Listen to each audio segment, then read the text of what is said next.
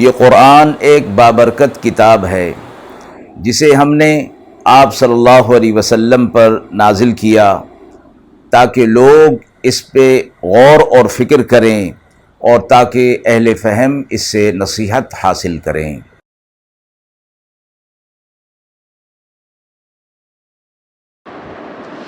بسم اللہ الرحمن الرحیم۔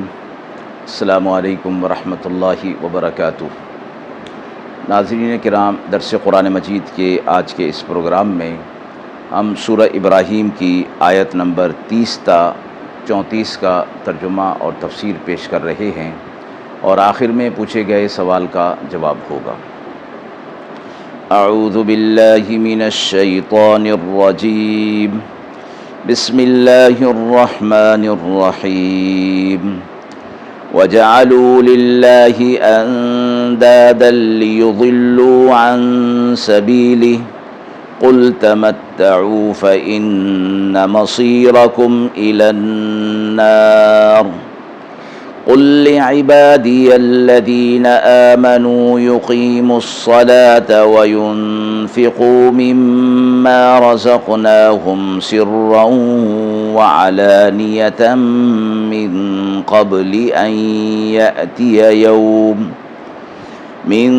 قبل أن يأتي يوم لا بيع فيه ولا خلال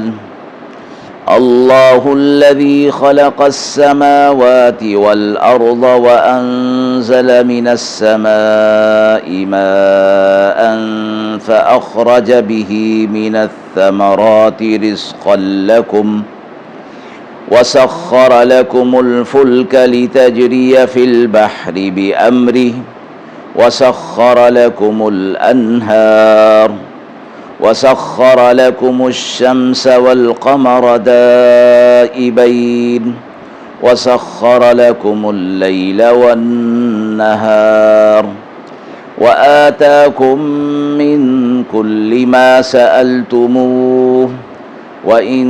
تَعُدُّوا نِعْمَةَ اللَّهِ لَا تُحْصُوهَا إِنَّ الْإِنسَانَ لَظَلُومٌ كَفَّارٌ۔ آیات مبارکہ کا ترجمہ ملاحظہ فرمائیں اور ٹھہرائے اللہ کے مقابلے میں کہ بہکائیں لوگوں کو اس کی راہ سے، تو آپ کہہ دیجئے کہ فائدہ اٹھا لو، پھر تمہیں لوٹنا ہے آگ کی طرف۔ آپ کہہ دیجئے میرے بندوں کو جو ایمان لائے ہیں کہ نماز قائم کریں اور ہماری دی ہوئی روزی میں سے خرچ کریں، پوشیدہ بھی اور ظاہر بھی، قبل اس کے کہ وہ دن آئے جس میں نہ خرید و فروخت کام آئے گی اور نہ دوستی۔ اللہ ہے جس نے بنایا آسمان اور زمین اور آسمان سے پانی نازل کیا، پھر اس سے نکالا تمہارے لیے بہت سے ثمرات یعنی میوے اور پھل اور روزی، اور مسخر کیا تمہارے لیے کشتی کو کہ چلے دریا میں اس کے حکم سے، اور مسخر کر دیا تمہارے لیے ندیوں کو، اور مسخر کر دیا تمہارے لیے سورج اور چاند کو کہ ایک دستور پر کام میں لگے رہتے ہیں، اور مسخر کر دیا تمہارے لیے رات اور دن کو، اور دیا تم میں سے تمہیں ہر چیز جو تم نے مانگی، اور اگر اللہ کے احسان کو تم شمار کرنا چاہو تو شمار نہیں کر سکو گے، بے شک انسان بے انصاف اور ناشکری کرنے والا ہے۔ مذکورہ آیات میں سے پہلی آیت میں یہ فرمایا گیا کہ کفار نے اللہ کے مقابلے میں بتوں کو معبود بنا لیا اور حقیقی معبود کو چھوڑ کر ان کے پیچھے لگ گئے، اور انجام اس کا یہ ہوا کہ تباہی اور گمراہی کو انہوں نے لے لیا۔ آپ صلی اللہ علیہ وسلم سے فرمایا گیا کہ آپ ان سے کہہ دیجئے کہ دنیا کی تھوڑے وقت کے لیے جو نفع ہے وہ تم اٹھا لو، انجام اس کا یہ ہوگا کہ تمہیں آگ کی طرف جانا ہوگا، آگ تمہارا انتظار کر رہی، یعنی جہنم تمہارا ٹھکانہ ہوگا۔ اگلی آیت میں آپ صلی اللہ علیہ وسلم کو ہی ارشاد فرمایا گیا کہ کفار مکہ نے تو اللہ کی نعمتوں کی قدر نہیں کی، اللہ کے احسان کی قدردانی نہیں کی کہ اللہ نے ان کے لیے حق کا فیصلہ فرمایا، لیکن انہوں نے اس کو رد کر دیا۔ البتہ میرے وہ بندے جو ایمان لے آئے ہیں، آپ ان سے یہ کہہ دیجئے کہ وہ نماز کی پابندی کیا کریں، اور جو رزق ہم نے انہیں دیا ہے اس میں سے اللہ کی راہ میں خرچ کریں، پوشیدہ اور علانیہ بھی۔ اہل ایمان کے لیے اس آیت کے اندر بڑا اعزاز اور بڑی بشارت رکھی گئی ہے۔ ایک تو یہ کہ اللہ نے انہیں اپنا بندہ کہہ کر پکارا ہے، پھر انہیں ایمان والا کہا، ایمان کی صفت کے ساتھ مخاطب کیا، پھر ان کو دائمی راحت اور اعزاز دینے کی ترکیب یہ بتائی کہ وہ ان سے کہہ دیا جائے کہ وہ نماز کی پابندی کریں، نماز کو قائم کریں، مراد اس کے نہ اوقات میں سستی کریں نہ اس کے آداب میں کوتاہی کریں۔ اس کے بعد فرمایا کہ اللہ نے جو رزق دیا ہے اسے اللہ کی راہ میں خفیہ یا اعلانیہ جیسا بھی موقع ہو وہ خرچ کریں، یعنی یہاں بدنی عبادت نماز اور مالی عبادت اللہ کی راہ میں خرچ کرنا دونوں کا ذکر فرما دیا، اور فرمایا کہ دراصل اعلانیہ بھی خرچ کرنا ٹھیک ہے اور خفیہ خرچ کرنا بھی ٹھیک ہے، اس میں اصل چیز نیت ہے اور حالات ہیں۔ اگر اعلان اور اظہار کر کے دینے میں زیادہ بہتری ہو اور ترغیب ہو تو پھر اس طرح دے دیے جائے، لیکن اگر اس کے اندر شہرت کا، نام و نمود کا اور ریاکاری کا خطرہ ہو تو پھر خفیہ طور پر دیا جائے۔ آپ صلی اللہ علیہ وسلم نے فرمایا کہ تم نیکی اس طرح کرو کہ دائیں ہاتھ سے کرو تو بائیں ہاتھ کو خبر نہ ہو، یعنی نیکی کو پوشیدہ رکھنے کا بھی حکم دیا گیا، لیکن اس خرچ کرنے میں اگر لوگوں کی ترغیب مد نظر ہو اور پھر ریاکاری کا شبہ نہ ہو تو پھر ترغیب کے ساتھ اور اعلانیہ بھی خرچ کیا جا سکتا ہے۔ اس کے بعد فرمایا کہ یہ سارے اعمال کریں اس سے پہلے کہ وہ دن آ جائے کہ جس میں خرید و فروخت، لین دین نہیں ہوگا اور نہ دوستی کسی کی کام آئے گی، مراد قیامت کا دن ہے۔ یعنی یہ فرمایا گیا کہ آج تو ایسی حالت ہے انسان کی اور مومنین کی کہ اللہ رب العزت نے انہیں موقع اور طاقت عطا فرمائی ہے کہ وہ نماز قائم کر سکتے ہیں اور اعمال صالحہ کر سکتے ہیں، لیکن ایک وقت ایسا آئے گا کہ پھر ان کے پاس یہ کرنے کا موقع نہیں ہوگا۔ اور خرید و فروخت سے مراد یہ ہے کہ اس دن اگر دنیا بھر کی چیزیں بھی فدیے کے طور پر دینا چاہیں گے تو وہ قبول نہیں کی جائیں گی، اگرچہ وہاں دنیا بھر کی چیزیں فدیہ دینے کا بھی موقع نہیں ہوگا، لیکن ایک مثال کے ذریعے سے بتایا گیا کہ بالفرض والمحال اگر کسی کے پاس ساری دنیا ہو اور وہ اپنے آخرت میں برے اعمال کے فدیے کے طور پر چھڑانا چاہے تو وہ نہیں ہوگا۔ آج اللہ رب العزت نے صحت کی دولت کے ساتھ، وقت کی دولت کے ساتھ عطا فرمائی ہے ہمیں، تو اللہ رب العزت کی طرف سے جو احکامات اعمال صالحہ دیے گئے ہیں ان کو پورا کرنے کا وقت ہے اور موقع ہے، تو فرمایا کہ اس سے پہلے کر لیا جائے کہ یہ وقت اور موقع جو ہے وہ چلا جائے اور پھر قیامت جو ہے وہ آ جائے کہ جس میں فدیہ اور کفارہ نہیں دیا جا سکے گا اور نہ آپس کے تعلقات جو ہے وہ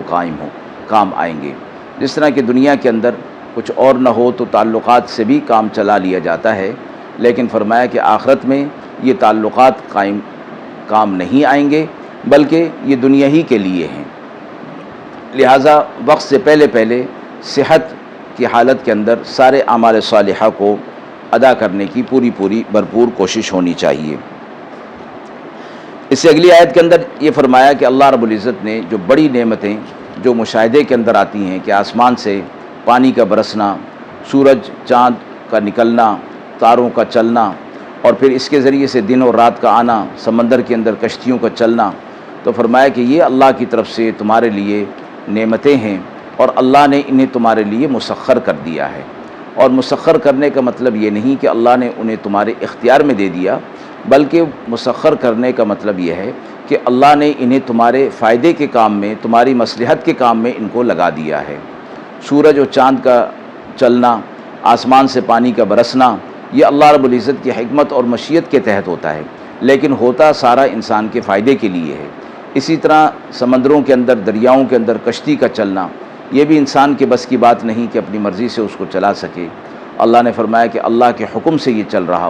رہے ہوتے ہیں۔ اسی طرح ندی نالوں کے اندر پانی کا گزرنا، دن اور رات کا آنا جانا، اللہ رب العزت نے انسان کی مصلحت کے لیے اس کو بنا دیا اور انسان اس سے دن رات فائدہ اٹھا رہا ہے۔ اس کے بعد فرمایا کہ اللہ نے تمہیں ہر اس چیز سے نواز دیا جو تم نے مانگی، اور یہ فرمایا کہ بہت سی چیزیں تو ایسی ہیں کہ انسان نے مانگی نہیں تھی، اس کے باوجود اللہ رب العزت نے عطا فرما دی۔ تو فرمایا کہ جو چیزیں تم مانگتے ہو اللہ وہ بھی عطا فرما دیتا ہے، اور جو چیزیں تم نے نہیں مانگی وہ بھی عطا فرما دی۔ یعنی اللہ رب العزت تو تم پر اتنا مہربان ہے کہ بغیر مانگے ہوئے بھی تمہیں چیزیں عطا فرما دی، اور بغیر مانگی ہوئی چیزوں سے مراد یہ ہے کہ اللہ رب العزت نے ہمیں زندگی عطا فرما دی اور ہمیں وجود اور اس کی طاقتیں عطا فرما دی، جبکہ اللہ سے ہم نے نہ اپنا وجود مانگا تھا نہ اس کے اندر جو طاقتیں ہیں وہ مانگی تھی۔ اللہ رب العزت نے بغیر مانگے یہ سب چیزیں عطا فرما دی۔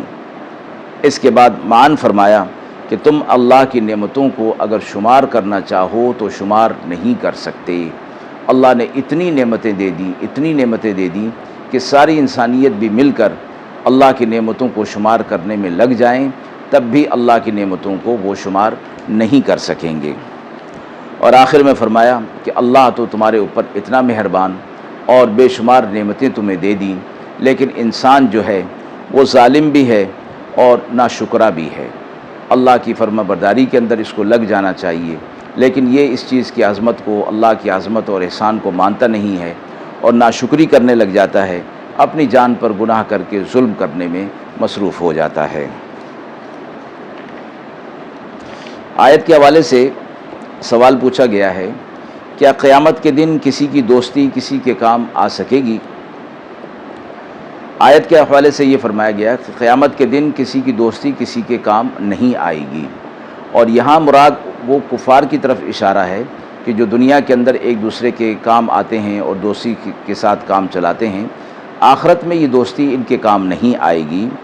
لیکن فرمایا کہ وہ دوستی اور تعلقات جو اللہ کے لیے قائم کیے جائیں اور اللہ کے لیے ہی چلائے جائیں، اس وقت ان کی دوستی آخرت میں بھی کام آئے گی۔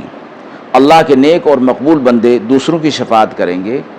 حدیث مبارکہ کے اندر مذکور ہے، اور قرآن مجید میں ارشاد ہے، الاخلاء یومئذ بعضهم لبعض عدو الا المتقین۔ وہ لوگ جو دنیا میں باہم دوست تھے اس روز ایک دوسرے کے دشمن ہو جائیں گے، مراد کافر لوگ ہیں،